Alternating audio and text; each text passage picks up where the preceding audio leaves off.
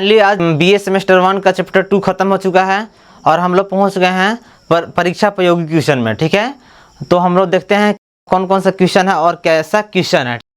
तो हम लोग आते हैं ऑन द बोर्ड और सॉल्यूशन करते हैं, और इसमें आप लोग को आंसर भी देना है।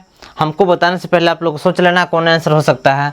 तो पहला क्वेश्चन जो है, पृथ्वी की आंतरिक संरचना के बारे में जानने का एक प्राकृतिक साधन है। ये पढ़ाया हुआ क्वेश्चन में से आया है कि पृथ्वी की आंतरिक संरचना के बारे में जानने का एक प्राकृतिक साधन क्या क्या है। ठीक है, अगर नहीं पढ़े हैं इसके बारे में तो पिछले वीडियो को आप देख सकते हैं, क्योंकि ये सब जितने भी चैप्टर 2 है 1 है सभी को हम स्टडी करा चुके हैं।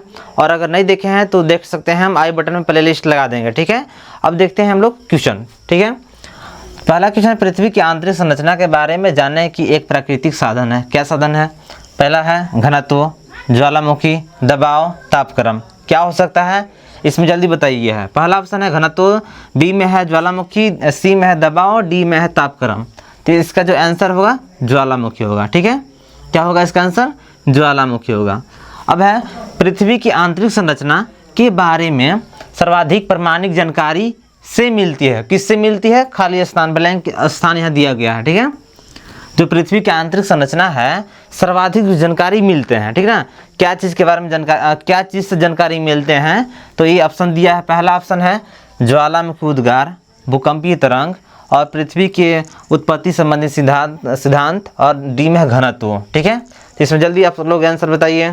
तो इसका दूसरा का है भूकंपीय तरंग। ठीक है, जो अधिकतर जो हमारे पृथ्वी के आंतरिक के बारे में हम लोग को जो पता चलता है, मालूम चलता है क्या चीज़ है, क्या अंदर क्या चीज़ नहीं है, तो क्या चीज़ वो है, तो भूकंपीय तरंग के बारे में हम लोग स्टडी के मतलब करके हम लोग आंतरिक के बारे में जान सकते हैं। ठीक है, अब संपूर्ण पृथ्वी का तीसरा क्वेश्चन है। ठीक है, संपूर्ण पृथ्वी का घनत्व कितना है? संपूर्ण पृथ्वी का घनत्व है तो कितना कितना है? 2.7, बी में है 3.5, सी में है 5.3 और डी में है 5.2। इसमें कौन होगा जल्दी बताइए आप लोग। पृथ्वी का संपूर्ण जो घनत्व है कितना है? तो इसका आंसर है 5.5। ठीक है, यानी सी इसका आंसर है। अगला है पृथ्वी की सतह से केंद्र या भूक्रोड की ओर जाने पर पदार्थों का भार है। ठीक है, अब आगे भार के ऑप्शन के बाद ऑप्शन दिया है घटता है, समान रहता है, बढ़ता है, अनिश्चित रहता है।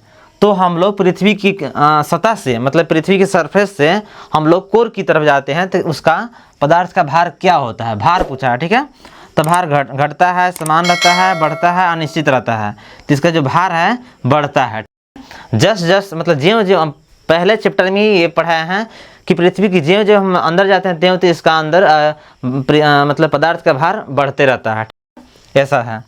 अगला पृथ्वी के आंतरिक भाग, पांचवा क्वेश्चन है। ठीक है, पांचवा क्वेश्चन है कि पृथ्वी के आंतरिक भाग में फिर खाली स्थान है, मीटर पर 1 डिग्री सेल्सियस तापमान की वृद्धि होती है। तो पृथ्वी के आंतरिक भाग में कितना डिग्री अंदर जाने पर 1 डिग्री सेल्सियस तापमान की वृद्धि होती है?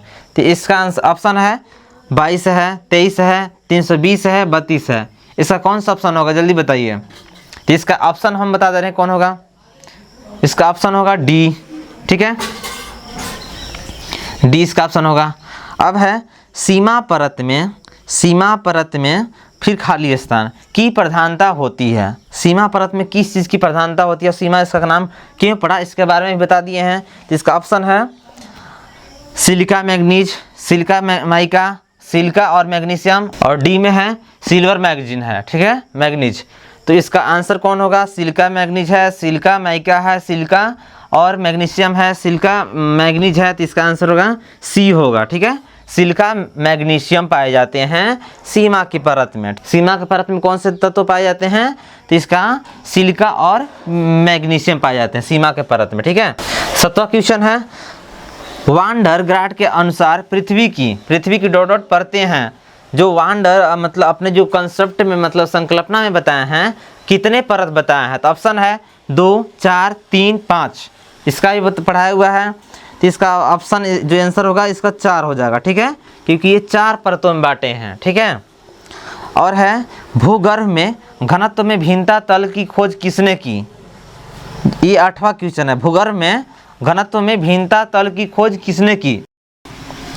इसका ऑप्शन है जेफरे, होम्स, मोहरोबिसिस, गुटेनबर्ग, डी 4 ऑप्शन हो गए, ठीक है। तो इसका आंसर कौन होगा? इसका आंसर है मोहरोबिसिस, ठीक है। अगला है नवा क्वेश्चन की क्रस्ट में सम्मिलित है। क्रस्ट में कौन कौन सम्मिलित हैं? तो क्रस्ट में सम्मिलित हैं सियाल और सीमा, सीमा और निफे, सीमा और सियाल और ऊपरी सीमा। तो किस में पूछा? क्रस्ट में। क्रस्ट में पृथ्वी की ऊपरी परत को क्रस्ट कहते हैं। तो इसका आंसर हो जाएगा सियाल और ऊपरी सीमा, डी यानी होगा, ठीक है। इसका आंसर कौन होगा? डी होगा। अब है 10वां में कि कोर में प्रवाहित हो सकता है। कोर में क्या प्रवाहित हो सकता है? वेव के बारे में मतलब बात कर रहे हैं कि कोर में प्रवाहित हो सकता है पी लहरें, एस लहरें, एल लहरें, पी तथा एस लहरें। तो हम ये भी पढ़ाए हैं कि वेव कितने प्रकार के होते हैं, वेव से क्या जाने जा सकते हैं, ठीक है। पृथ्वी के आंतरिक के बारे में कितना जानकारी दे सकता है, इसके बारे में भी पूरा बता चुके हैं। तो हम लोग को जो कोर में प्रवाहित हो सकता है वो लहरें का नाम है पी लहरें, यानी प्राइमरी लहरें, उसको कहते हैं प्राथमिक लहर। लहर का मतलब होता है तरंग, ठीक है, तरंग या वेव हो गई। तो फाइनली आज चैप्टर 2 का ऑप्शनल क्वेश्चन भी ख़त्म कर दिए हैं। और अब जो पढ़ाएंगे हम सेमेस्टर 1 का ही अभी पढ़ाएंगे, चैप्टर नंबर 3 पढ़ाएंगे, ठीक है। चैप्टर नंबर 3 जो भी पार्ट होगा उसके बारे में हम स्टडी करवाएंगे। और अगर सब्सक्राइब नहीं किए हैं तो मेरा चैनल को सब्सक्राइब कर दीजिए, ठीक है। और जुड़े रहने के लिए बेल आइकन भी दबा दीजिए। अगर आपको किसी भी तरह का क्वेश्चन पूछना हो या जियोग्राफी हो या अन्य किसी भी सब्जेक्ट हो तो आप मुझे व्हाट्सअप कर सकते हैं। व्हाट्सअप का लिंक मिल जाएगा, डिस्क्रिप्शन में मिल जाएगा, ठीक है।